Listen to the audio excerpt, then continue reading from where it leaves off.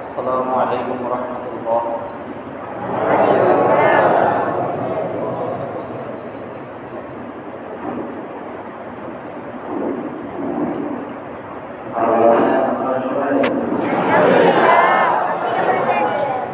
আলহামদুলিল্লাহ, আসলে কোনো প্রকার যোগ্যতা না থাকার পরেও আপনাদের সামনে কথা বলতে হচ্ছে এই কারণে যে আমরা একটা বিশাল বিপদের মধ্যে আছি, একটা ঠেকার মধ্যে আছি। এই জন্য আমাদের আপনাদের কাছে কিছু পাওনা আছে,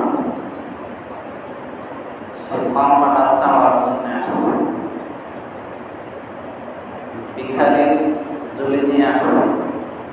যেহেতু আপনাদের কাছে কিছু সম্পদ আছে, সেই সম্পদ থেকে যদি কিছু দান সাদাকা করেন তাহলে আমরা ভিখারিরা উপকার হইতাম, উপকৃত হইতাম, এই আশায় আসা। আপনাদের কাছে কি সম্পদ আছে আর আমাদের কাছে কি নাই